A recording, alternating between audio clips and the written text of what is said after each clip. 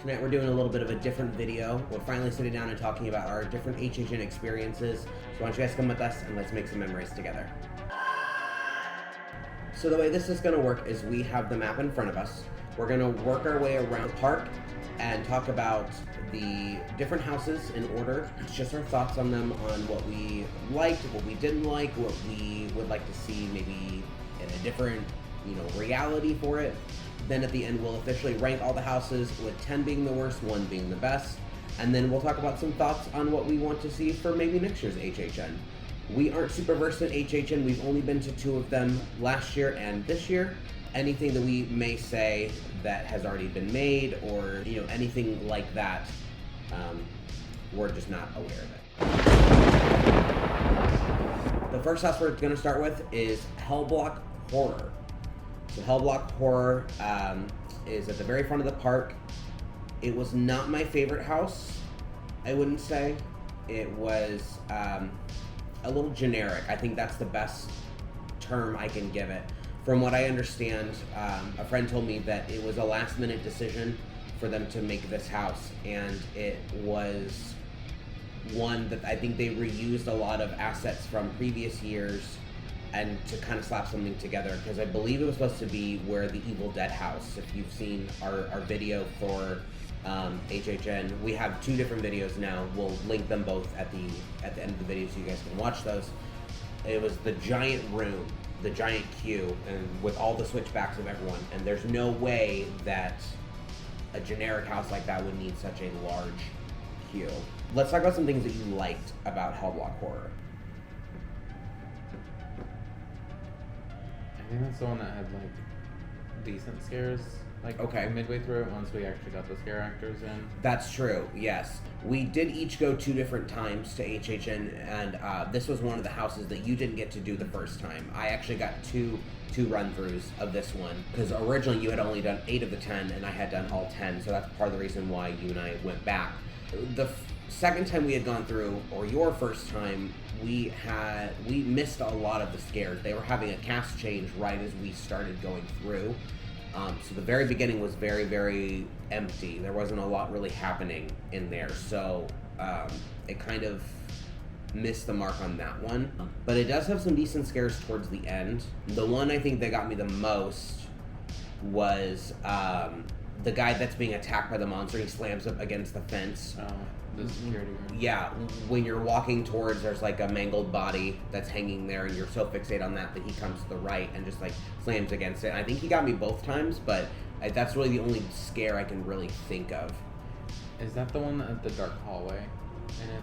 The house? I believe so. Okay. Yes. Because the part that I probably liked the most about that house was there's a hallway where there's scare actor standing kind of up in this little cubby. Yes. They're crouched down and kind of get in your face. Yes. And it's just so dark, and it may be foggy.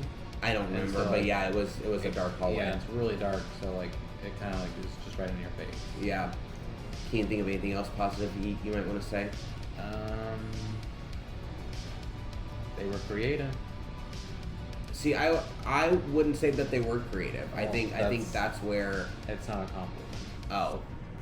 I think that's where it wasn't good, and that's why I do slam this. I guess I give them credit for slapping something together last minute, if that truly was the case. Because again, I'm not familiar with HHN or these characters or these costumes or anything, but for them to be able to pull off a house like that, I guess congratulations. But at the same time, it was so generic because it's a bunch of dirty rooms full of jail cells that have monsters in it that are running around and jumping out at you, and it's your very by the numbers haunted house. I feel like there wasn't a lot of good set design there. I mean, the fact that when I went, time period aside, because I did go the day after a hurricane, there was a point in time where I was the only person in the haunted house, in that room for a good minute or 2. It's not a very long time, but if you do these houses, you are constantly being funneled through as fast as possible to turn everything out.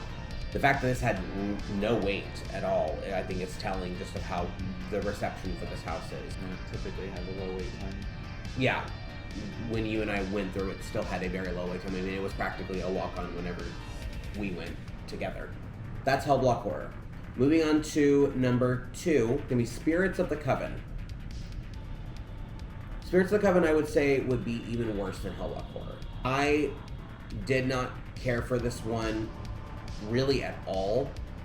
It felt like an extension of a house from last year called Case Files, with a bunch of like vampire witches that have this like 1920s speakeasy kind of vibe, and like that sounds interesting, but when you're walking through the house, there's so much nothingness happening.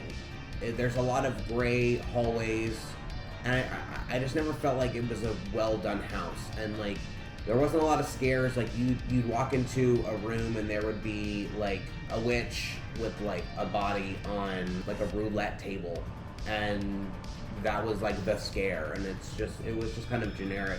There was also a point where I remember this scare actor jump out at me, and I don't remember exactly what she said, but she said like something corny to the point where it sounded like it was like a full sentence. Like, now I'm gonna get you and you're gonna taste delicious, or something dumb like that. And stuff like that instantly removes me from that, because that's not something that someone that's trying to kill you would say. I know they're hamming it up because it's Halloween, but like, I'm not necessarily coming here for quirky weirdness. This is a hard one to say really anything positive about, just because it was just so boring. It just, you have an interesting concept and you don't really do anything with it. Yeah, because like I was really looking forward to it. I really like witches. Well, I know they have like there's some kind of vampiric looking beast somewhere in the house, but I guess that also shows though it's just not memorable. Well, yeah, we remember almost nothing from it. I don't remember anything. I was looking forward. That was my most look forward to house. I had high expectations for the witches, and then when it was just kind of like meh, I just kind of like, oh, there it was. Yeah, that was my most looked forward to house, and it was not very good. Which is shameful, because it felt like Case Files, and that was one of my favorite houses from last year, because it felt cool. So I really don't have much else to say on Spirits of the Coven. That's kind of it. Number 3, Halloween. This is an interesting one for me, because I have never truly cared about Michael Myers. I don't think he's intimidating. I'm not invested in the Halloween franchise. It's a franchise I don't really care about. I don't really care about slashers to begin with. No, I don't care about slashers. But, I mean, he ranks amongst the lowest of them, because he's a dude in a William Shatner mask. Like, what? A bad mask. Yeah, like, it's just, that's not interesting, and, like, I'm sure the movies are fine. I've seen maybe a handful of them, but, like, I don't care about him. With that being said, you can clearly tell that there was money thrown at this house, because I really liked walking through the room and just the facade of the house, and walking through there was like an alleyway between the houses of like laundry, and I was just waiting for something to just jump out and just get me, and it felt truly terrifying to like walk down it, that like something was actually going to get me. So that was pretty memorable. I don't remember much from actually inside, like when you go inside of the actual house. I don't remember much from that. But the ending was one of the strongest endings I had in any of the houses. And that was a mirror maze portion where I walked directly into a scare actor, because I thought he was either a mannequin, because I think only 1 or 2 of the people in the room were genuinely real. There were 3. Oh, I think it may have only been 1 when I went through, but I walked directly into him, and I was still turned around and did not know where to go. So, like, the fact that I walk into that room and I see 6 Michaels staring at me, I'm like, oh my god, like, I don't know which one is going to get me. 6? I frankly don't remember. Because it's basically just a square room that's all mirrors, and then there was, like, I could have swore there was, like, 8 to 10 mannequins. Michael. It was very disorienting. And then there was at least in my walkthrough, there were, I believe, 3 Michaels, because I know one was standing. I think most of them were standing behind a mannequin. Okay. And then they kind of like, if they moved, they kind of like came out from behind them. I think that was one that I was just pleased by, because I went in with little to no expectations. I knew it was going to be good because of how many times they've done Halloween, because this is definitely not the first time. It's been multiple times they've done Halloween, the point where I think fans are kind of tired of seeing Michael Myers, but I'm glad I got to experience it. I will say, in my original ranking, it sat a little bit higher than when we went the second time because we had a better run through of another house we'll talk about later. But it was one that was definitely on the higher end for me, for something I just don't care about. Mm-hmm. I think that's all about it for Halloween. Fiesta de Chupacabras. This is one I was pretty excited about because it's about a cryptid, it's about Mexican heritage. It sounded really interesting. I didn't know the story going in because I really didn't do any research prior to going into these houses other than like maybe a little bit of Legends Collide, the Universal Monsters house. That may have been the one that I really was like, all right, I want to know what this is really about. I didn't expect it to be about like a cult. There's a bunch of like Mexican villagers that are slaughtering people and either doing it in the name of the Chupacabra, but when I was walking through, I was like, so is there no actual Chupacabra? It's just like a cult that worships the Chupacabra? And then the jump scares really started to happen because they have a really large puppet at multiple points during the thing that just lunges out of like a wall, and the first one just lunges right at you. It never personally got me, but my first walkthrough, because this is one we did 2 times, this poor guy in front of me got hit with every single one and genuine screams of terror every time.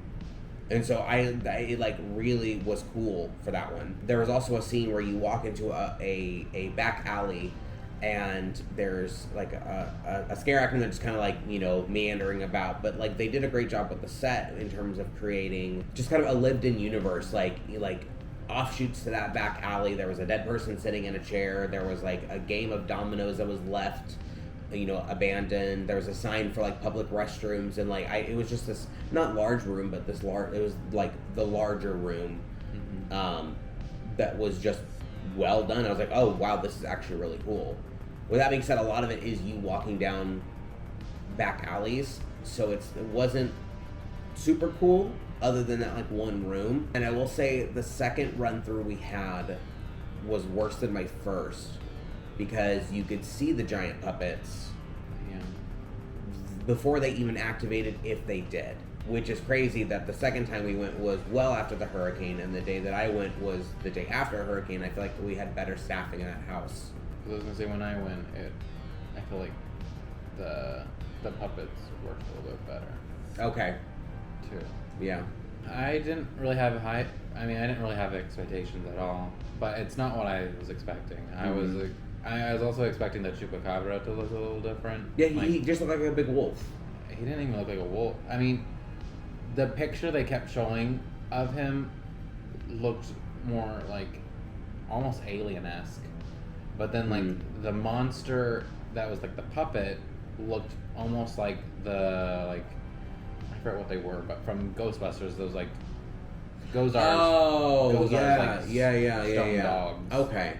Looks just like those, and like that's what I just kept thinking. Interesting. But yeah, because like when I first went into the house and saw it was like cult, I was like, oh, this isn't what I was thinking. I thought it was just gonna be a Chupacabra, like, harassing a village or something. Not like a cult trying to do something with him. Talking about what we're going to talk about at the very end, and that's wants for the future. This did give me an idea for a house that feels relevant, that they've not made yet, as far as I understand. That again, I will talk about later, but it was something that I was like, ooh, that would be a great idea. I think that's all we have for Chupacabras. Next up is Dead Man's Pier, Winter's Wake. This was one I was very excited for. I know it's based on a scare zone originally, and they kind of got the Big Brother upgrade to be a full-on house.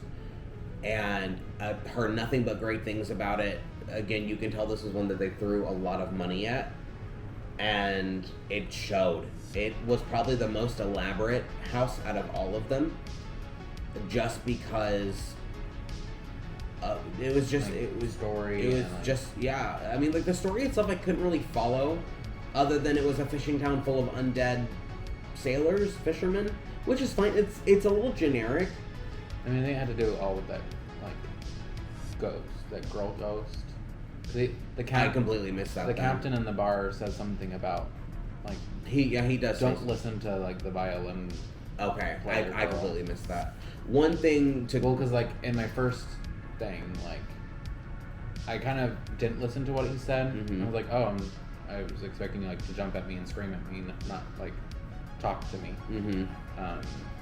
But then the second time, I was like, I knew he wasn't gonna jump in my face, so I like actually listened to him. Interesting. Okay. The one thing that I will say about all the houses in general, this is kind of like caveat, like, asterisk. It needs to be like 99% visual storytelling. Mm-hmm. If I can walk through the house and kind of miss on what the story is, then that's kind of problematic to me. You shouldn't have to read the story. Right, I shouldn't have to read I shouldn't have to know the lore going in. And I know HHN has a lot of heavy lore, and a lot of big fan base. So like I can't fault them for that because I am so new. But from someone who is new, it is something that I wish was done a little differently, because I didn't realize that. I just thought she was some haunting spirit. Like, she was cool. And I loved the room that she was in, because she was in like a half-sunken ship that you walk across this kind of like gangplank towards. Yeah, just really, really well done. But yeah, I did not realize that was the story. I also like that it was like actually kind of like sprinkling in yes, the room. Like yes, because it's supposed to be during winter. Yeah. So there's like cold mist that's in the room, and like not like heavy winds, but enough to like kind of push it around onto you. A little breeze. Yeah, so that was a nice touch. First time I went through, I really, really enjoyed it, and I think it got even better my second time, because I got genuinely some amazing scares in this one. There's a scene where you're walking towards this like poster that is like a double paned glass, and the poster itself disappears, and there's like a guy behind it, and blah blah blah. And then I round the corner, he pops right out, and he came so close to my face that I feel like we almost kind of brushed each other. But it was during some like big flash of light or something, and I just didn't expect it, and it like made me double back, and like I was like, oh my god. So I really like that one. And then there was some other one that was underneath the pier towards the end that kind of got me a little bit. Or no, it was in the shack where he's like running towards you. He like ran towards me, yeah. And I just did not expect him to do that. So that one got me pretty good. My favorite part, I think, of that house, other than just the set design, was the guy in the diver suit with the black light, I guess, like face, because the inside. He wasn't in there the time that you and I went together, but I just thought he was kind of really cool. Remember. He was really cool looking. He was also kind of like a Scooby-Doo villain. Yeah, he was very much like Captain Cutler. I don't remember. We'll put a picture in here of because who he is. looks just like him. Yeah, and I always remember that episode. He just wasn't glowing like green or whatever, but he was cool. I liked him a lot. I will say, if I had to give a negative, other than just the lack of visual storytelling, this house makes you want to look up, because there's so much to look at in there that like you're constantly being teased to look up and just look at the sense of scale of everything. All these houses are in giant warehouses or giant sound stages that are backstage at Universal Studios. They're typically used for things other than HHN throughout the rest of the year, but they don't theme the ceilings. Like they are just big empty rafters, and that's all I could see was just these big industrial rafters. I know. I'm like staring up, looking at the mannequin of the old man walking or whatever, because like you like walk underneath where he is. You look up at certain points, and it's just, I can see it, and it just like kind of removes me a little bit. That's it. There's also a cool like scare actor in there that he's on the like, not a swing, but on the, you know when you like go to the park and there's that like swing that you can jump on that's on like the rail, but he's like attached to it. He's like jumping between platforms and just like kind of floating back and forth. I don't understand why he was doing it, because he's not really doing anything. I think he's kind of a ghost. Well, our second time it wasn't very good. Okay. Well, the first time for me it wasn't very good. Oh, because yeah, like it's cool that it's in there. He was always on the opposite side from us whenever we were at the end. But like when you're at the end, he would like kind of swing at you and like kind of like almost miss you. He's kind of like a ghost. Okay, that's kind of what I figured. Floating around, like kind of swiping at you. That's kind of what I figured. I was just like, oh, That's a nice effect. Like, it's just nice that it's in there. And I know they've used it before for like scare zones and stuff, but it was nice seeing it in practice. But that one does rank very high for me. That was a very good one. And if that one returns for a next year or whatever, like, I will happily wait in line again. I don't have anything else to say about Dead Man's Fear. Now we're moving on to Blumhouse. Spoiler alert, but Blumhouse was my least favorite house of the entire thing. It's very hard to think of anything positive to say. If I can't think of anything positive to say for Spirits of the Coven, Blumhouse is the one that's just going to get buried even deeper, because first of all, this is from a production company called Blumhouse Studios. They do a bunch of horror films. They've had other houses in the past before, and I don't remember if they've always been double features, but sometimes they are double features, like this one was. This is The Black Phone and the movie Freaky. The Black Phone, I don't know a whole lot about, but it's this guy in a creepy mask, and he kidnaps people, and they're in a room. It kind of looks like Saw, but like more like artsy. Like, where they're in a room, there's a phone on the wall, there's a mattress on the floor. It's very gray. It's a very gray movie. And then Freaky, which is arguably sounds more interesting. Vince Vaughn's character switches bodies with the cheerleader. He is a serial killer. They switch bodies, so it's Freaky Friday, essentially. He is now in the body of this girl and killing as her, whereas she is now the grown adult who is now the best friend and trying to help her friends survive the night as they get picked off one by one, which sounds like a great concept. Those two are completely unrelated from each other. They are not related in any sense of the word, and that shows with these houses. It doesn't feed right into each other, which I've heard other houses have. There is a slight break outside, which I just didn't expect, but it I do like that it does that, though. Yeah, I do like that it did that. It just blended together, it would have been really confusing. Right, because it was already confusing. Because you go through Freaky first, and they don't really do a lot with it. There's a lot of just static mannequin figures of odd teenagers, which look like wrinkly old adults to begin with. And again, this is something that you have to know the plot going in, because you're either going through so fast or you may miss what they're saying that you don't get that like storytelling aspect of it. So if I didn't know the story going in, I would have no idea what it was, because all of a sudden there's this blonde teenager jumping out at you with like an axe or like a knife or a chainsaw, and it's like, am I supposed to be afraid of you? Because I'm not. Yeah, because like I'd forgotten what Freaky was when I went into it, so I was kind of like confused when there's just a blonde like cheerleader looking girl kind of like popping out at me. Mm-hmm. I'm like, oh, am I supposed to be afraid of this? Right. I'm just a teenage girl. Yeah, it completely missed the mark for me. And then arguably I would say that The Black Phone was better because it's more horror based. Like, it's like Freaky is like a horror comedy. Like it's not a film to be taken 100% seriously because it knows what it is. But The Black Phone, from my understanding, is supposed to be very grim. It's supposed to be very dark. I don't know if it's a horror comedy. It did not look like it in the trailers. We haven't watched either movie, but it was just kind of a boring house. Like, I don't think the guy in the mask is very scary. It's also hard for me just to be scared in general. Like, it's just like I don't get jumped very easily. But he just walking through gray rooms. There's a mattress with a body on the floor. I kind of liked that house just because like I liked the more like house look of it. It made it more creepy because it's like a familiar environment. I just feel like I was walking through the same rooms every time. Way. I don't remember too much from that one because I was, again, like, I'd never seen it, so I was like, I don't know what I'm gonna be dealing with. But I know there was one room where it was like a living room, and it was kind of like bigger and open. I'm like, I didn't see any like, you know, dead people or actors anywhere, so I was just like yanking my friend along, like, pulling her out of there because I knew there was kind of like a little bit of like a cubby right by when you like walk into it. So like I knew someone was probably gonna be there, so I just yanked her along and But I enjoyed that room. I would say, like, again, I definitely like the Black Phone portion better, but I don't know which one I wish was first. Do you start off on a bad note with Freaky, or do you end on a bad note with Freaky? Because when you start with Freaky, I got about halfway through the house before I just stopped caring. Like, I was ready to just be out of there because I just did not care about it. It just did not care.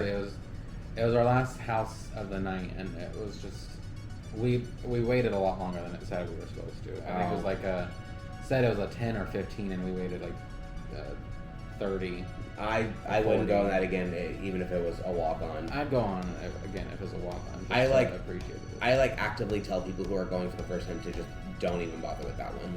Like I know that's being really harsh, and like I feel bad because obviously people with creative jobs who know obviously more than what I do are creating these things, and like, you know, I would never want someone to tell me that what I'm doing is bad, but it's also not the field that I work in, and that's not what I'm supposed to be good at. So if you're supposed to be good at creating haunted houses, then make a good haunted house.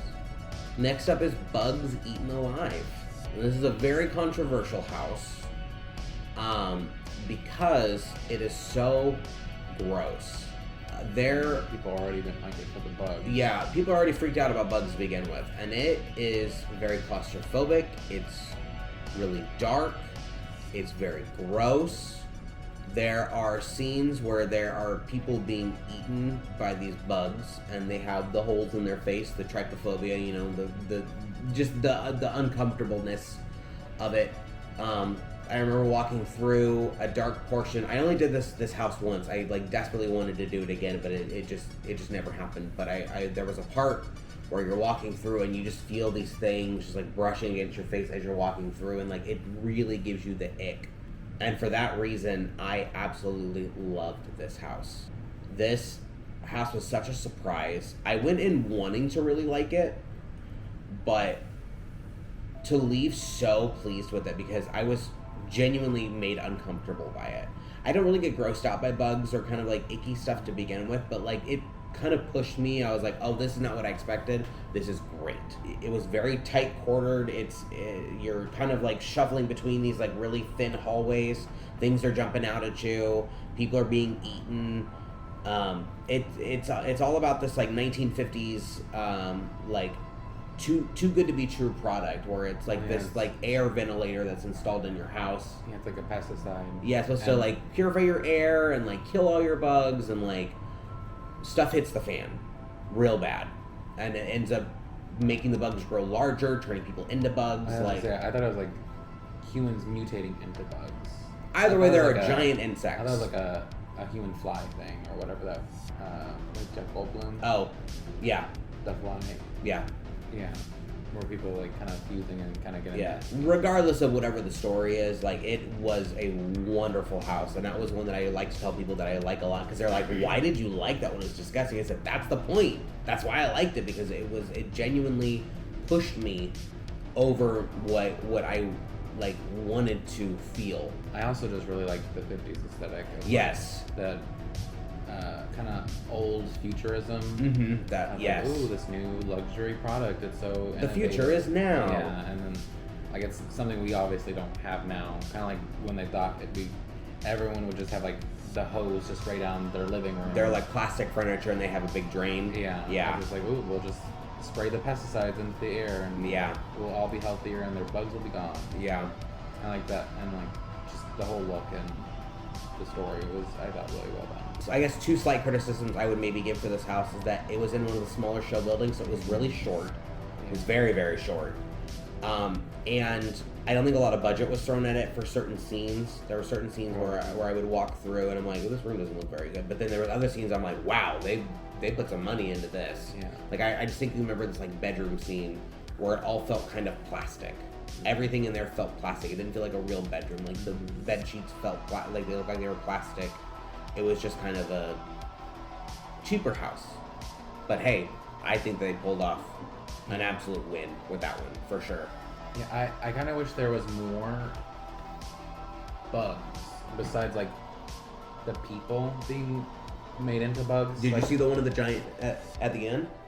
There's one above you. He's like... I may not have seen that. Yeah. But like, because you were talking about the things like hitting your face, because those are supposed to be like spider webs. Mm-hmm. And I was hoping for more of like a spider web effect rather than just like, you know, super thin like fishing line basically, just like brushing against my face. I would have like maybe kind of like thicker webs and maybe like bugs in the webs.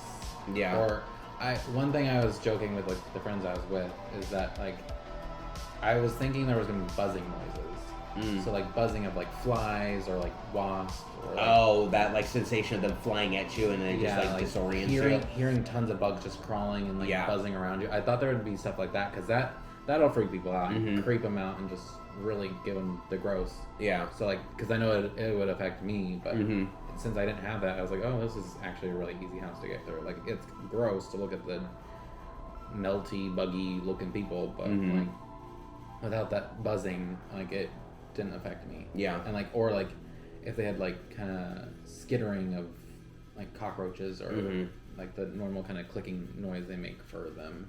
Yeah. I think that would have improved the house. Okay. Just to make it feel a little bit more buggy and less like, less human bug. Yeah, okay, that's fair. Next is Descendants of Destruction. This is one again that I got to go through first and that you had missed. I didn't really like it that much. I know because I heard people talk about it and like, oh, it's like zombies under, in a subway. So I was kind of looking forward to it since, you play so many Resident Evil games. I've just gotten to know so much of that story and zombies in like that kind of atmosphere. So I was kind of looking forward to it. And so when I got to it, like, it's not really zombies, they're mutants that apparently live underground. Something like that. It's something kind of different. I was like, well, okay, maybe it could still be good. And like the first half is decently well done. Like it's definitely like that subway underground, like under like the city kind of like aesthetic that it has, and I like that. I think that works really well because it's kind of like claustrophobic as a result, since like the subway's falling apart. Because they literally have one scene like a subway itself kind of crashing through like the ceiling, and you can kind of like look up into it, which I thought was nice. But after that, it starts to get weird because you're going more underground as you go, and I noticed by the end I was like, what did this become? Because we were underground and there were like glowing mushrooms and just like rock, and I'm like, I would have almost rather it just been pitch black at this point than glowing mushrooms like we're in Mario or something. See, I like that final room. I will say it did feel a little cartoony because I think in our second HHN vlog you did say it felt like you walked into a cartoon. Yeah. It's not like super cartoony, but like the blacklight was so egregious that I was like, it just glowed too much. Yeah, it's a very quick turn, and because it's like the last thing you do, you're like, oh, it's over. Because like it felt more fantasy at that point. Yeah, it did. Than, like, it did feel more urban, like aesthetic there. It felt like someone took like a magical mushroom forest and put it in a cave. So like it felt very out of place. Even the mutants kind of like by that time, because like the descendants that were underground were kind of like freaky people. The ones that were in the subway were like people still. Yeah. The ones that were like in the ground almost look like rock elemental or mud people. Yeah. That maybe just be what they become after time. Maybe, that's what I would assume given the progress of the story. But I also just didn't really care for the mutant look. I was hoping for maybe something more undead, obviously, since I was expecting zombies, but it was just, they looked weird, especially if they were supposed to become the basically mud mutant thing. Yeah. Like, that's kind of like a weird transition from human to, like, weird hybrid monster creature thing. Yeah. Mud pile. Yeah. This is a house I feel very mixed on because both times I've gone through it, I'm like, that was great, but, and then I have like, I feel like what is a laundry, not like a laundry list, but like a long list of just issues that I had with it, and it feels like a weird mix of very high budget and cheap at the same time. Because from what I understand, there's a point where you walk through the subway car, and I think they got a real subway car, like and transformed it. There's a lot of like bits and bobs everywhere. There's a lot of junk, and it feels a very lived-in universe, and I really appreciate that I felt like I was instantly sucked into this underground world of these freaks and these mutants, and like I liked it. but it also was wildly generic. Yeah. At the same time, like it's fine, but it's also just, It's one that I really like, and I'm willing to go through it again. But it's not anything that I was like in love with. Yeah. But overall, I think it was fine. I would skip it. If it didn't come back, I wouldn't be heartbroken. Oh, no. One thing it did do unique also, like in the subway portion, there was things hanging down like kind of like wires, and they were like doing like zapping noises, like you would get electrocuted, which I thought was clever to do because like every house has like something like hanging down, or like all those like little tarp things to kind of separate rooms or keep fog in, or whatnot. And I think that was just like a good use of something like that to give it more of just a story than like, here's a rubber separator. Like it's an actual like plot device. Second to last house. This is number 9. This is The Weeknd After Hours Nightmare. This is a very strange house. I'm not super familiar with The Weeknd or necessarily his work or his music videos, so I went in not knowing what to expect, but there was some genuine like good like horror and gore within there. Like it was very surprising. Yeah. Because his music does not match that. No. At all. The songs they kept playing, I was like, this is associated with this? Yeah. 'Cause, like everyone was telling me that it was like associated to like these new songs. And so I was expecting like some song that might have a little bit more, like I've never heard before that's associated with like something kind of creepier. But I can't think of any songs that I didn't hear in the house that I've heard that I didn't hear in the house. You get what I'm saying? Yeah. Like a That new are older song to me. songs, Yeah, a new song to me. Because it's all should be based on his After Hours album. Oh. Yeah, which is the one that Save Your Tears is from. Yeah, like it's an absolute wonderful house though. Like by all means, it is a great house. It's weird because again, he's not an artist I would ever think to put in there. I think a year or two ago, it was for 2020 because 2020 it didn't happen. Billie Eilish was supposed to get a house. Back when she did more like edgier stuff. I don't think she really does much of that. The creepy edgy look. Yeah, but like I think that would have been interesting, and so that to me I guess feels like it makes more sense. That I would have really enjoyed. I mean, I really like The Weeknd. I was not expecting to. I was like, this is weird. Why is it The Weeknd? Like, he doesn't do creepy. But it works. It was really good. Ended up being like one of the best. Easily one of the best houses, especially like the scares are good, the set design is good, the music is great, the lighting was every great. Aspect of it was like I can't really good. think of anything negative to say other than like it's kind of a weird clash. It was, the negative is that it's weird because it's all about like the music video and his stories, and you have to know it going in. Not even that. It's like the look of like the creepiness, because like sometimes they come off goofy because it's like plastic surgery for a lot of it. Yeah. And well, so, because you've seen the Save Your Tears music video, right? Where he's on stage, he's kind of like a very Joker-esque character. Yeah. And he's very like blown up. He looks like the Bogdanovich twins, I think is what they were called, and just kind of pushing that sense of like unhealthy boundaries with not only yourself but like with the society. He's brandishing. Kind of a weird house, but again, it totally works. And if this came back, I would absolutely go through it again. Yeah, absolutely. And like I kind of wish he would keep going in this direction. Yeah, it's unique because it's very unique. And I don't know if it's just kind of like a conceptual thing where each album is a different vibe, because he's released an album since then that is kind of more darker and sinister. It's called Dawn FM, and there's a lot of weird in between segments where he's like talking as like or someone's talking as like a radio DJ, and it just kind of gets more darker and sinister as like he continues to talk, and it just like kind of makes you feel uncomfortable. So if we get a Dawn FM house next year, not seen any of the music videos, but I'd be fine with that. I would absolutely go through. Yeah, this is the house that I wanted to prioritize this year because I felt like the celebrity aspect of it would have really made it incredibly popular, and it did. So I'm glad that I guess rope dropped this house, because it was one that always had at least a 30, 45, 50 minute wait almost at like any time. Wonderfully done. Wonderfully done. I wanted to do it again for that second visit, but it just got really busy when like, because it was a 30, but then we did Legends again.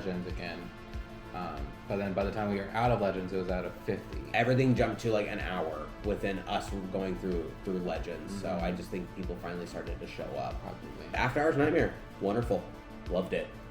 10th and final house, Universal Monsters Legends Collide. This is the one I think I was the most excited for, just because as I kind of get older, I fall more in love with Universal Monsters. I mean, I'm even wearing my, Gilman shirt, but it's these characters that I really like, and these modern takes on them that they've kind of updated their image, and they've made them edgier, but without being too silly looking, but like, they feel like genuinely horrifying monsters, and I really like that. This one is, again, one of those houses that you need to know the story going in. They actually have a projector outside that's playing the story. It wasn't there the first night I went because of weather. Either. But then the second time they're playing it, but we walked through so fast, I couldn't tell you what it is. I know Hollywood's version is a sequel to ours, because ours takes place in a mummy's tomb. It's actually entirely Egyptian. Which is strange, because like you'd think with the Mummy, Wolfman, and Dracula that it would be kind of all of them. Just kind of like parts. I don't use parts, woods for the. I don't use generic, but like I mentioned to someone today that I wish it was kind of like Cabin in the Woods, where someone has captured the Universal Monsters, they get out. You're trying to survive, and they're trying to kill each other, because that's old thing. They're all battling for like supremacy, and I heard it has to do with like the mummy's pendant amulet that like gives him life, which is a fine story. Would never have guessed. Right, because you don't know that because it is on him, and I think I made like I was like, oh, that's interesting. They put this big jewel on him. Yeah, my first run through, it was easily one of my least favorite houses because I got very few scares. I understand that this was the night after a hurricane, so a lot of people are still trapped at home. A lot of people couldn't be there that night, and Universal did a great job by throwing together the event as best as they could for us, because I still had an amazing time, and I was very grateful for everything that they did. So again, thank you to everyone who was involved in that. They could actually put everything together as fast as they could. I don't know if there was any damage to anything, because you literally could not tell. But I missed a ton of scares. It was I saw the Mummy a handful of times. I saw the Wolfman once. I didn't see Dracula at all until the very end, when he was pinned up against the wall because he had been defeated. Every time the house, I guess every so often during the night, the house will change to one of three will win the battle. Which is very unique. I actually really appreciate that, because like it gives multiple run throughs. But yeah, that first time I like kind of walked through and I wasn't really getting anything, and I was like, oh, it's over. I was like, the set looked fantastic, but like just meh. It was a very meh house. And then when we went through it again together, way better staffing. Again, I was a little afraid that I was wearing garlic or something because Dracula was nowhere to be seen. And then Dracula got one of the biggest scares out of me that entire night. This house does a great job with like mirror effects that kind of bounce off each other to make hallways look longer than they are. So you can be walking towards this like essentially a dead end, but these mirrors bounce off each other and make it look longer and longer and longer. So the house feels massive when you're in there. And I saw Dracula just kind of like slink out from behind this corner and just like kind of go back in. And I was like, okay, so he's gonna pop out at some point. I literally round the corner and he's right there. And I was like, oh my god! It like made me jump really, really good. I was like, dang, that got me. Really appreciated that one. Yeah, because like I know for me that part, because it was just a glass or like a mirror, and it was supposed to like a long hallway. I assume Dracula was standing at the end of it, but then like you turn the corner and then like continue walking and then he'll like jump out. I assume it's just a basic Pepper's Ghost effect. Oh, well, yeah. Yeah, just mirrors reflecting so that you can see like the things that are backlit. If you've been on the Haunted Mansion at Walt Disney World, that's how they do the ballroom scene with the ghosts that are spinning under. They're actually underneath you and it like reflects up. So, just nerd talk. But I just assume it's the same thing. Well, yeah, it's probably just like a mirror that's slanted and just reflecting down that way. Because he literally appeared within seconds of me rounding that corner, and there's no way that scare actor ran from a hallway down up there. There's just no way. But yeah, it really got me. There was an Anubis scare that also got me too. In the like it was like a sacrificial chamber, or in some kind of shrine where there were 6 of them, and one of them was a real guy, and he wasn't there the first time that I went through, but he was there the second time. I was like, oh wow, I didn't expect you there. I will say again, the story is kind of lacking. I appreciate the story and I think it's cool, but like you have to go in knowing the lore, and I went in knowing they were battling each other, didn't know why, but like the fact that you have to have like a cutscene explaining your lore is like that's a bit much. And even at the end of this one, Dracula defeated Wolfman, but I don't know what happened to Mummy. Yeah, I don't know if because there was like a mummy standing across from him, but it was just like it wasn't a scare actor. It was just like a mannequin of him. Well, then that means that he defeated him. Then I don't know if he was dead. He had the amulet, I thought, with him. Oh, I thought he was just standing there. I was too busy looking at Dracula. Yeah, I was like, I just completely didn't pay attention because the first time that I went through, and I saw that Dracula had won. Or no, I saw Dracula had been defeated. He was very like forward up against the wall and like pinned against it, and there was no scare actor here. Whereas this time around, there was a scare actor here. It was Dracula, and he was holding Wolfman, and there was a I guess it was right here, which I assume would be rotating walls. Probably. So Mummy is probably right here. Drac and Wolfman are probably against this one, and just every so often, before they send another batch of people through, they'll flip it, which is cool. It's very cool. It's not something that I anticipated ever seeing in that house, so I really appreciate that they went that route with that. I will say the second run through definitely bumped it up a lot more than it did previously for me, but it still was not my favorite.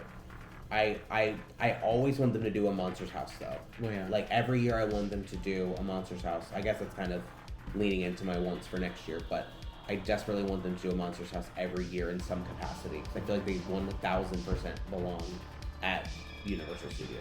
Yeah. They're some of Universal's oldest properties. They've made a crazy comeback in the last couple of years, and they're only going to get larger, and I really appreciate that.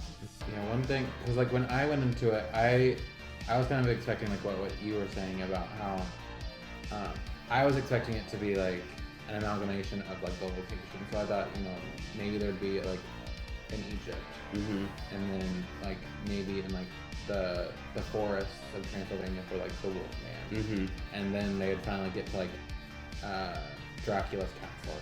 Okay. And like have battles throughout those areas. That's also something I never saw them do was fight.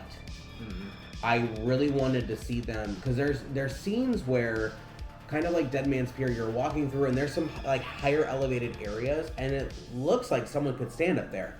And even if I saw like Wolfman and Mummy just like throwing fists at each other, just like fake fighting, just to show that they're like against each other, because when you're walking through, you don't feel like they're fighting. You feel like you're trying to survive, which I guess you are, but you don't feel like that they're trying to defeat each other. They should be more focused on each other than you. You're just a human being, rather than a super-powered monster. Right, because even in like Alien versus Predator, they're not really paying attention to you. They're after each other. Like, yeah, there are human casualties, but like it's not due to them trying to kill you. You're just caught in this, and you're trying to get out to survive. Like or like in Jurassic Park when the Velociraptors and T-Rex start fighting, like or like Indominus Rex and T-Rex are fighting, they're only caring about each other. They don't care about the human characters at that point. And so I really wish that was really hammered in. And maybe it is in the normal run through. We could have just got another bad, or I guess a subpar run through, but either way, I'm pleased that my second run through was a lot better. Yeah, because like with my first run through, I was leading the pack for the first time of any of the houses, so like I wasn't the most observant. I was looking for those nooks and crannies where I knew there was going to be something jumping, and kind of like looking the other way a little bit, so I wasn't gotten. So I didn't really take too much in because I know, like, I really appreciated the Egyptian aesthetic. I really love Egypt, so that really was nice for me. But yeah, that first run through, I didn't see a single thing. I maybe saw like the mummy when he first appeared, and then I didn't really see. I know I for sure didn't see a single Wolfman or I think Dracula at all. But that second run through, yeah, I think I saw at least everyone once potentially. We saw Wolfman twice at and see, like, I don't know if it was him. It could have, like, it just seemed like it was a generic werewolf. I also don't think there should have been enough. No, he was definitely Wolfman. There's only one Wolfman. Well, because I didn't know if like there was multiple mummies and like multiple like. The one mummy thing I will agree with you because there are times where he looked like the mummy and other times he just looked like a generic person that was brought back to life. Like he was like, because they for like sure, an undead minion kind of thing. They for sure had not like a minion. They but used the mummy like characters from the Brendan Fraser '90s mummy, the like mummy guards. Like guards, yes. Yeah, they had those. Which they was made the same noises. Yeah, and they also had Anubis, which like I can appreciate those are there, but that's mostly what we saw, I think. Yeah, because I think it was either an Anubis or a guard, or I forget who it was, but it was one of them like sucking the life out of someone. I don't remember. I think it was just a guard. Okay, because I can't remember. I didn't know I if it remember was the like scene because he like generic, hit the face or something. I didn't know if it was like a generic enemy. Yeah, I don't know. Like a minion of Dracula or like a werewolf of the Wolfman. And maybe that just shows that this house was just a little. They wanted to do too much because it felt kind of messy. With that being said, though, I loved it. Well, yeah, it's one of my highest. I liked it the first time despite being disappointed, and I really loved it the second time through. That wraps up all the houses, unless you have any last minute things to say. No? Okay. Final overall thoughts on the night before we rank the houses.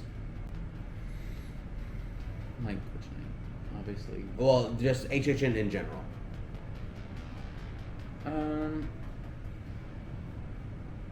It's good. I mean, obviously, I was really hesitant with the first year because I wasn't into doing haunted houses. I'd never done them other than like as a little child going through like haunted trails at like a pumpkin patch or something. But I definitely really enjoy it. It's one of the highlights of Universal. For sure. Obviously, it probably is to them too. It's probably one of their biggest money makers. Oh, absolutely. I will say I am glad that we did a little bit more heavier this year than compared to our first year where we were just like, well, let's just, figure out what it is, if it's something that we want to keep doing. And I mean, like, I had a fun enough time that I was like, all right, this year we can go. Yeah. And I think next year I would probably buy the frequent fear pass just because, like, to be able to have multiple run-throughs because, like, every time you go through, you can get a completely different experience. Like, who knows what would have happened if I went through one more time on every single house at, like, what my final ranking would have been. I don't think it probably would have changed too much, but just having the ability to just go, we don't live far from Universal at all, so be able to just kind of, like, go there some evening and just go hang out for a little bit, do a couple houses sounds really nice. And it get a snack. Yeah, it makes me want more. So, as overall, I was pleased with this year. I would say the houses lean more towards like high good or like a low great. All right, now it's the one we've been waiting for. We're gonna rank our houses. We're going to start at 10 at being the worst and 1 being the best. Number 10, if you didn't already guess it, it's Blumhouse. Terrible. It was bad. Like, I feel terrible saying that it was so bad, but I was mad at leaving. I was mad that I waited the 10 minutes to go through. Like, I can't imagine being there on a night where it's 55 minutes and having to go through. It just does not work, and I've not done any other Blumhouse ones. I don't know if they were just as bad, but they are. Maybe Blumhouse is not the company to have be your house representative. My 10 was Hell Block Horror. Really? the story felt sloppy. It, like there were some decent, like there were some scares that were like good. Yeah. A couple, when we had the actors, but it just was a boring story and a boring house. So Okay. it just really low. Didn't impress me. Okay. I know there was at one point it was really loud, and I was like, I just went out of here. Yeah, that's one issue that houses have just in general is they're just incredibly loud, and like I'm someone who has really poor hearing as it is, and like I can't imagine somebody that has much better hearing than I do, and just how damaging that can be to your eardrums. Mm-hmm. Like I know it's supposed to be to like really freak you out, but like it becomes overstimulating, and like I'm not getting scared by a noise. My number 9, Spirits of the Coven, just boring and didn't do anything for me.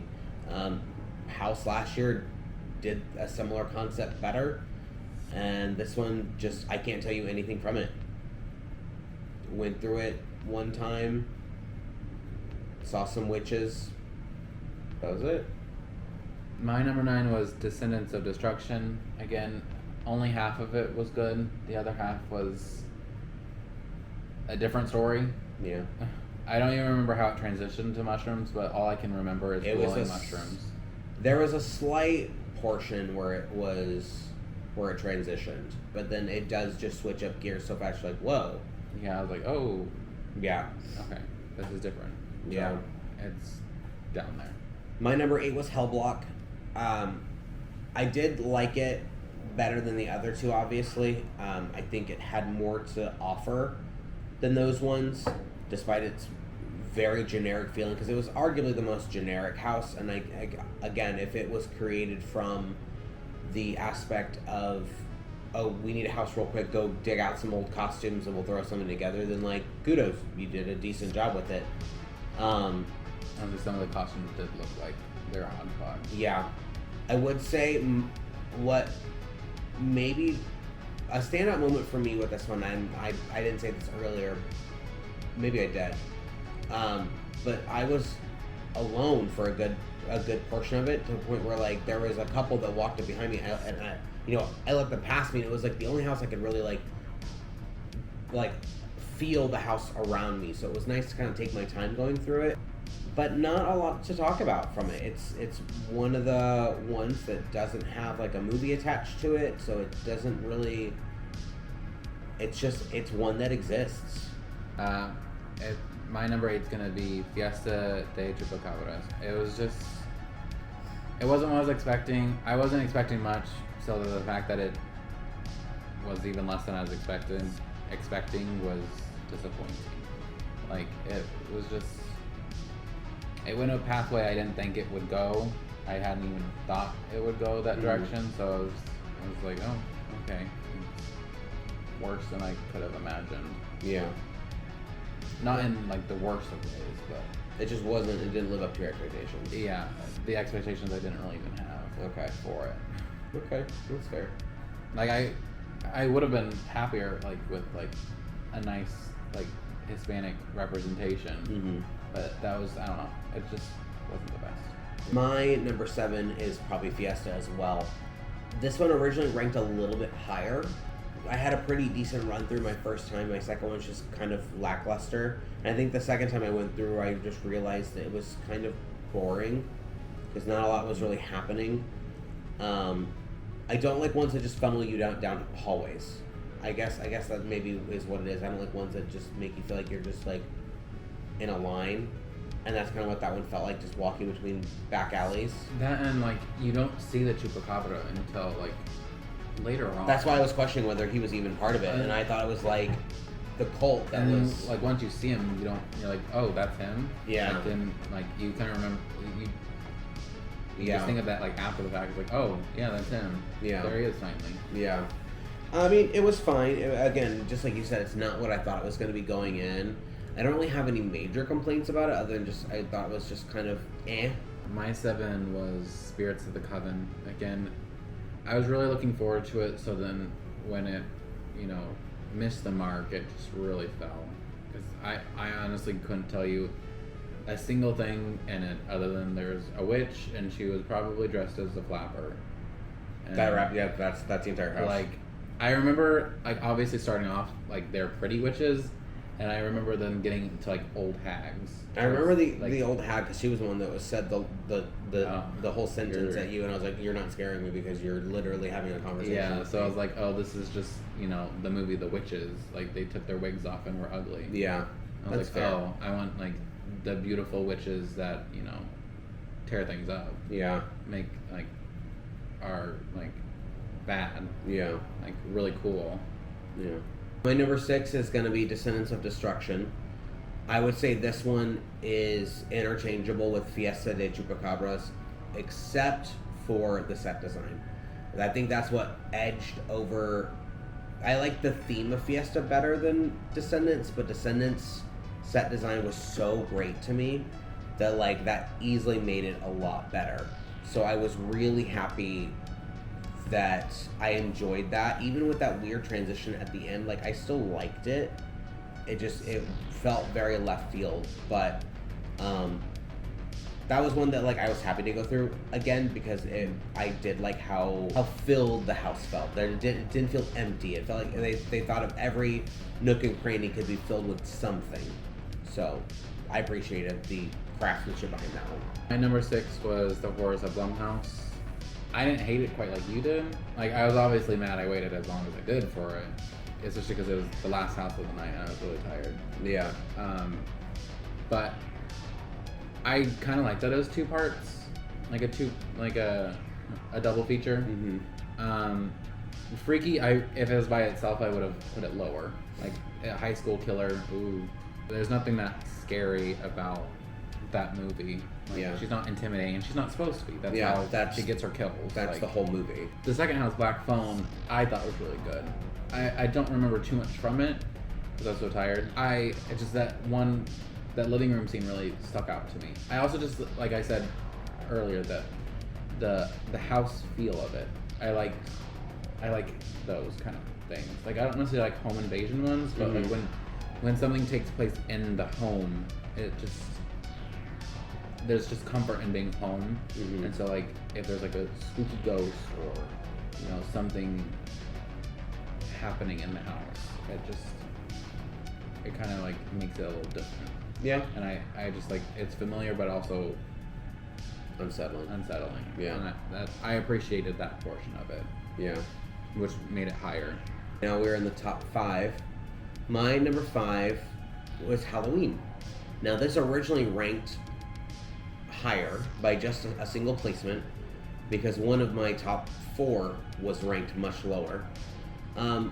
Again, Halloween, it's not a franchise I care about, not a character I care about.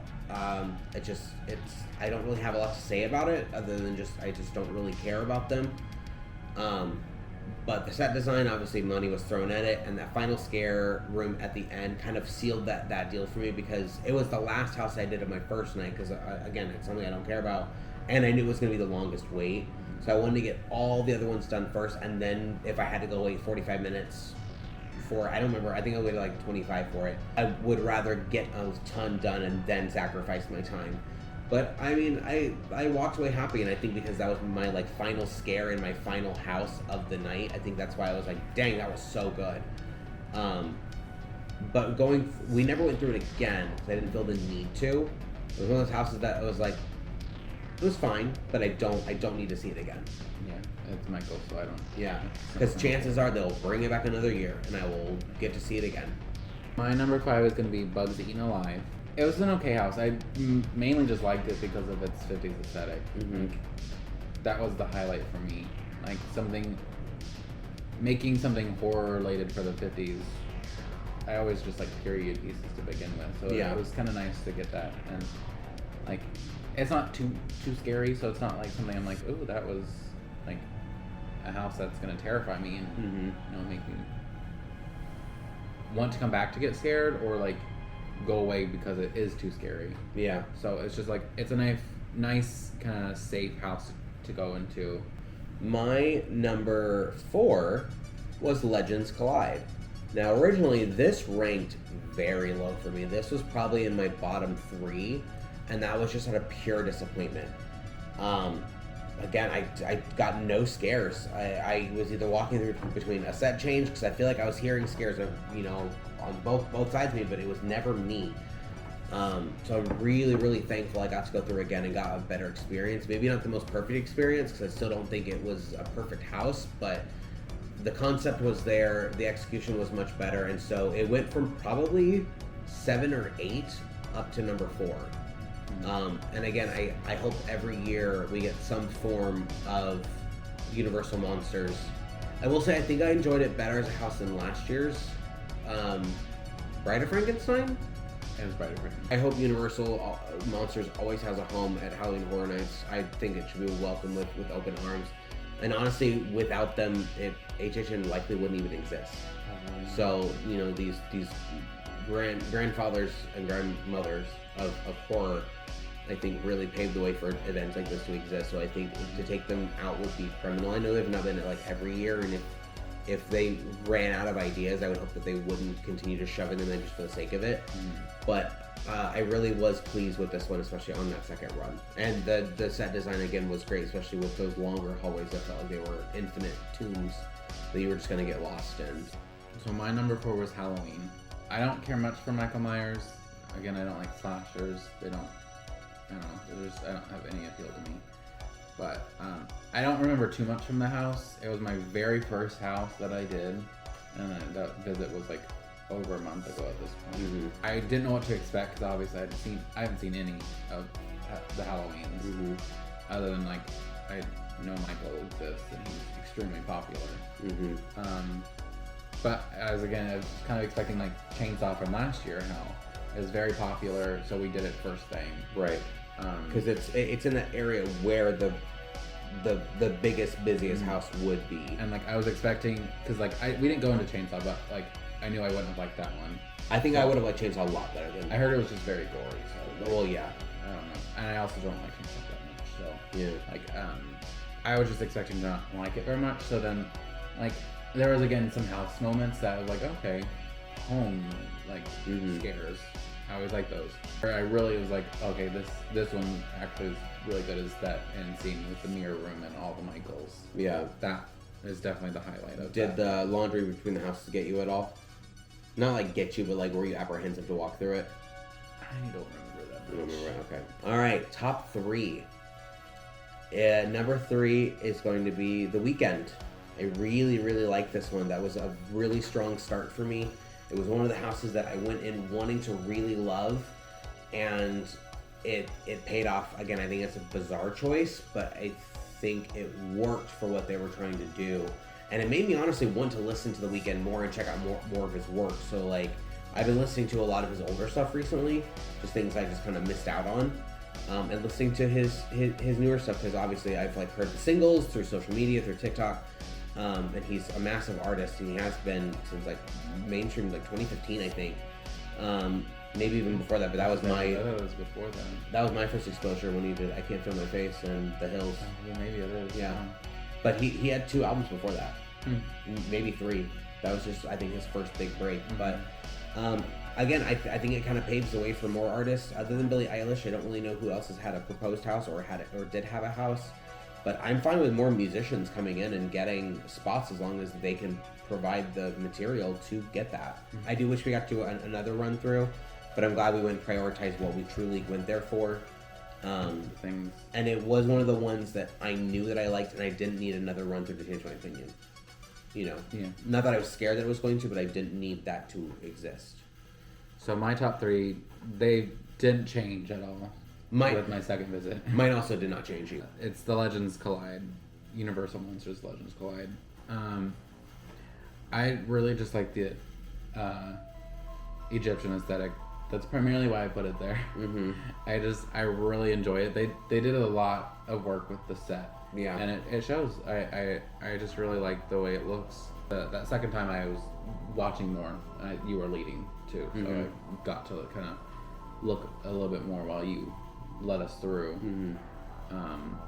Yeah, and I had also experienced it, so I knew kind of like what to expect. Yeah, because like you and to look around. You made the comment that night that like you forgot how like slow I moved through these houses. Oh yeah. Because I like genuinely want to soak it in, like to really, especially ones like that house, where I'm really like absorbing the world around me and like trying to look at every detail without feeling rushed, because I know that person's right behind me, and like I want to slow them down, but I'm not like, you know, running my way through. My number 2 is Dead Man's Pier.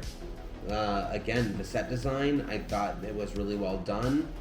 I can't really think of any negatives as to why it would be lower, other than my number 1. It was just such a surprise hit for me.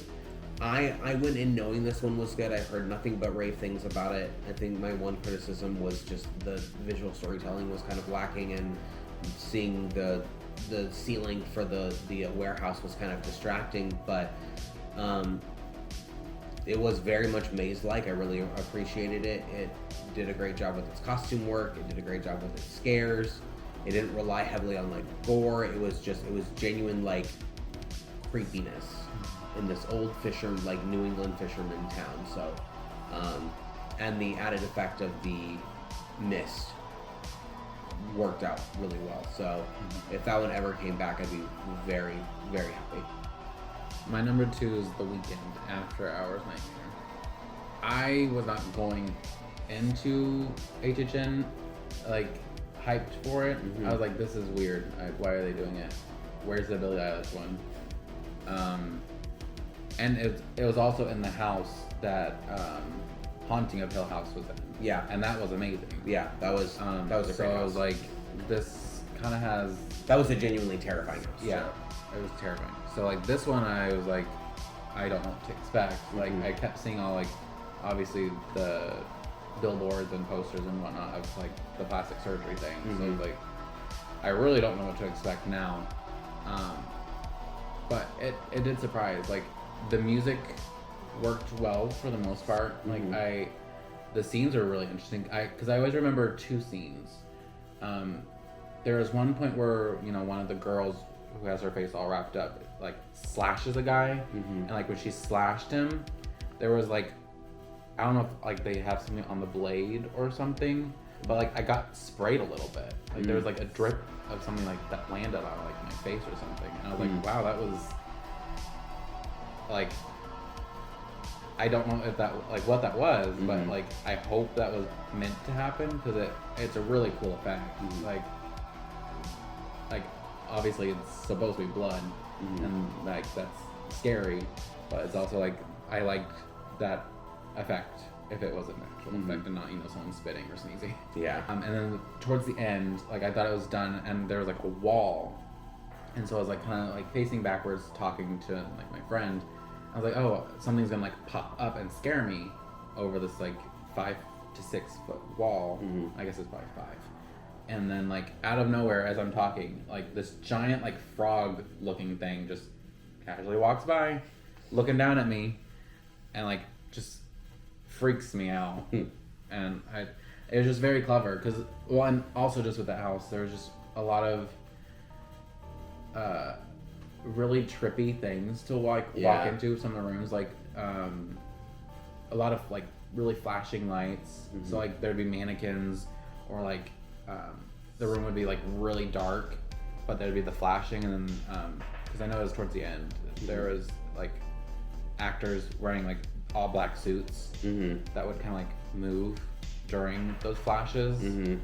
And like that was just kind of creepy, because I was like, I need to move before it moves. It makes me want to watch his entire like music video library from this album and just try to like pick these up. Like, I remember that.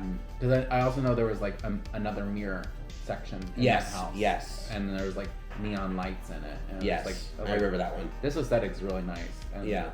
Like it just really shot up. I wonder if that was ripped from his Super Bowl performance. Was it Super Bowl he performed at?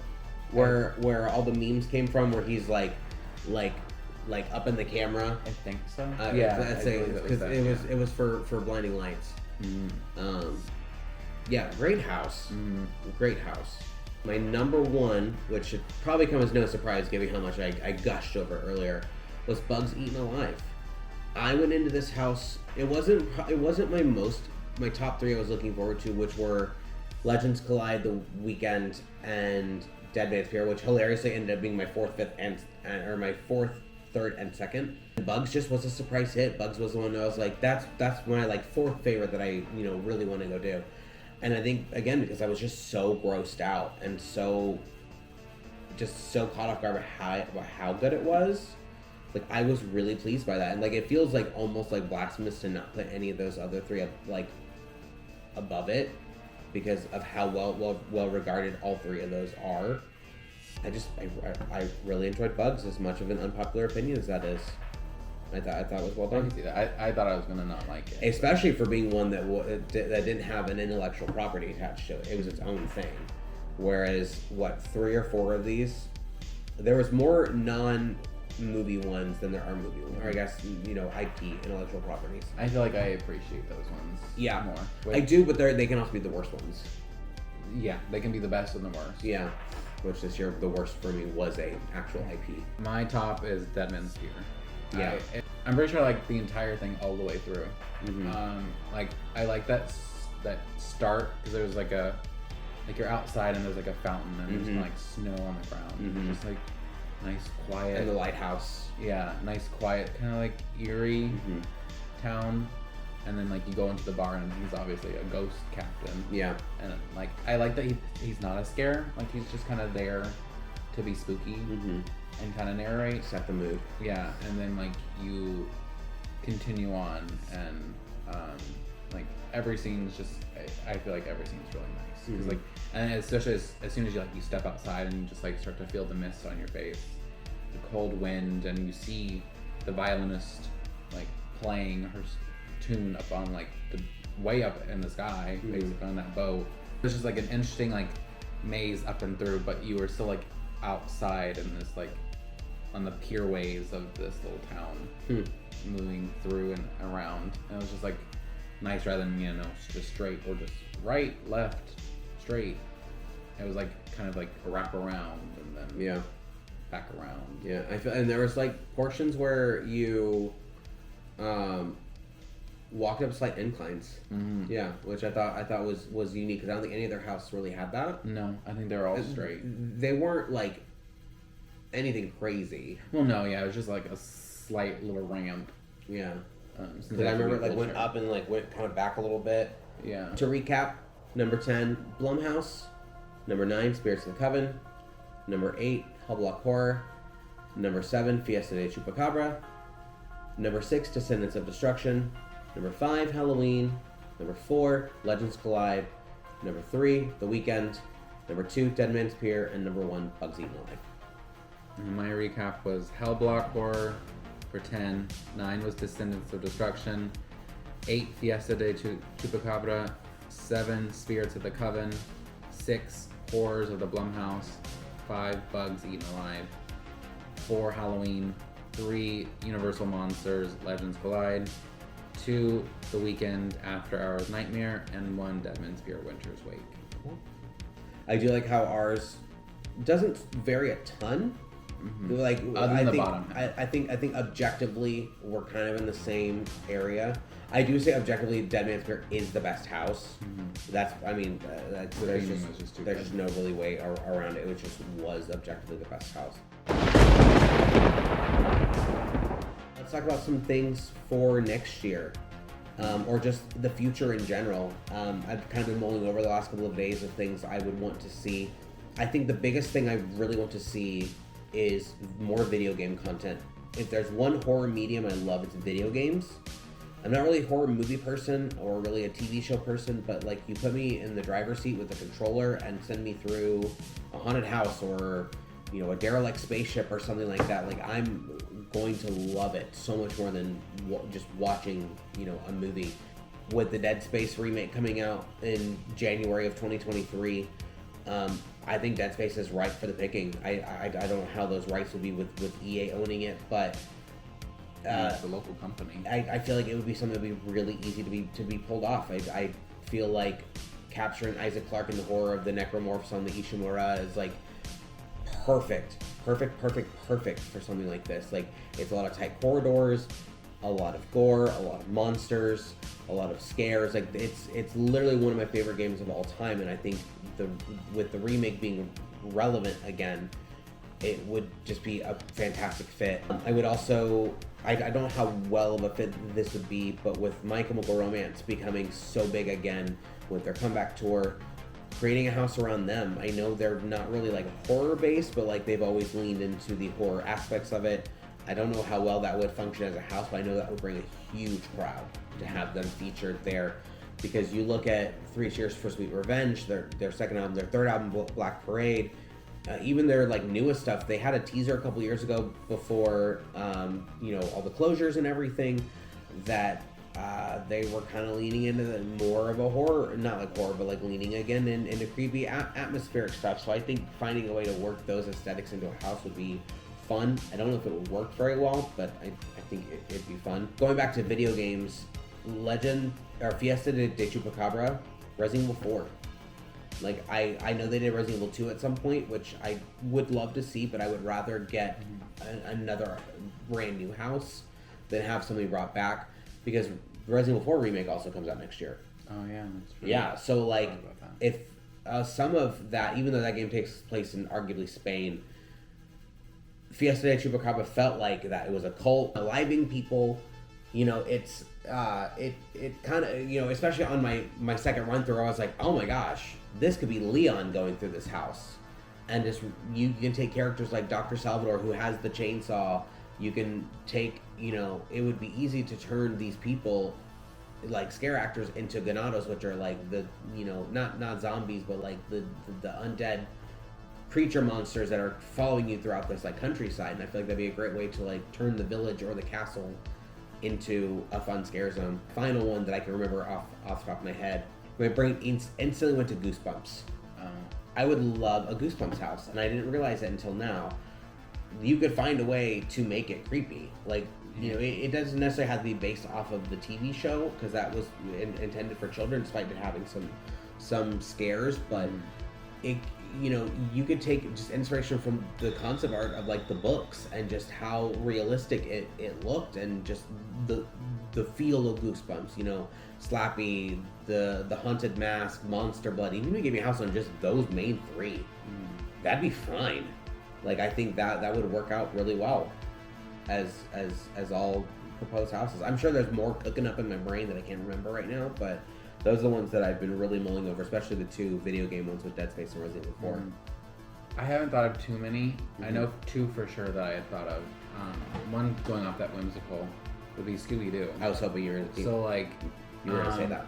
It would be good, because, like, there were some children at this event when we both went. I'm like, I was afraid as an adult. Like, these children were, like, 8 years old. Yeah. I couldn't imagine them being, going through these houses.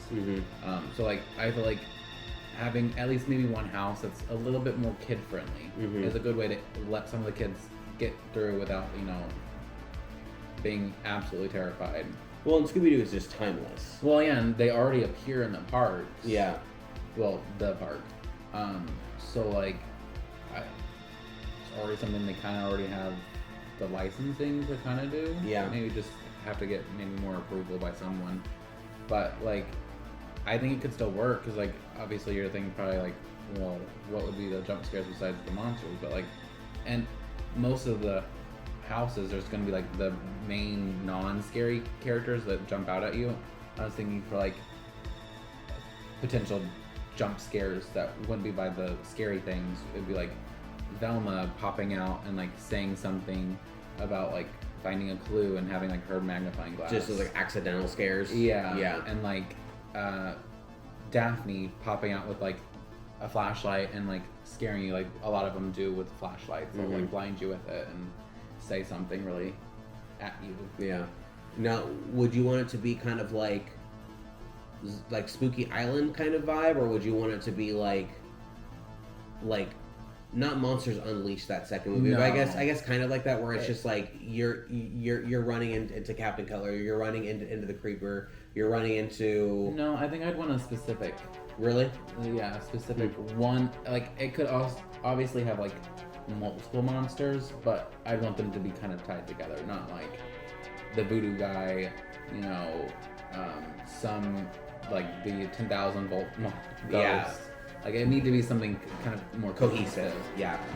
So, like, if you wanted to do the different ones, maybe do, like, the voodoo guy, a witch. Because there was one that was like a witch in a swamp. Oh yeah. And like some other one that was kind of close to those kind of like aesthetic. A fun concept for that one, and I don't know how elaborate that this would be. Make it change.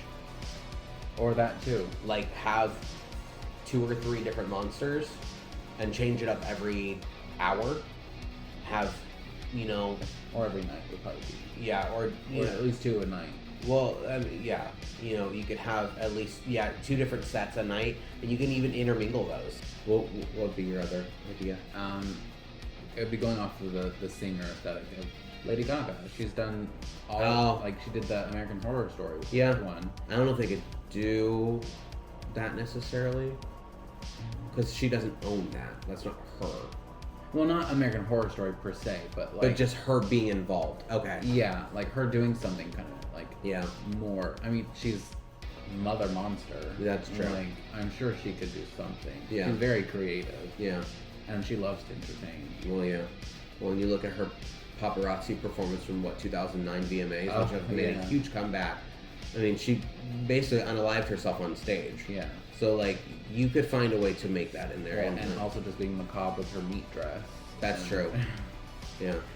I think that'd be a really strange one. I think that would have to take a lot of creativity to get done, but I feel like she'd be a good artist. The Weeknd, I wouldn't have ever imagined that would work well. That's true. She at least has had movies.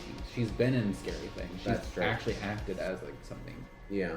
Been a main pivotal character. That's true. In something scary compared to The Weeknd. If you like this kind of video, let us know if you want to hear more of our thoughts and opinions on things, because we always have lots to say, think. Yeah. Yeah, it doesn't have to be Horror Nights related. It could be really on anything. If we end up taking a cruise, we can have a sit down video like this and talk about everything in detail, things that you don't necessarily see beyond the camera screen.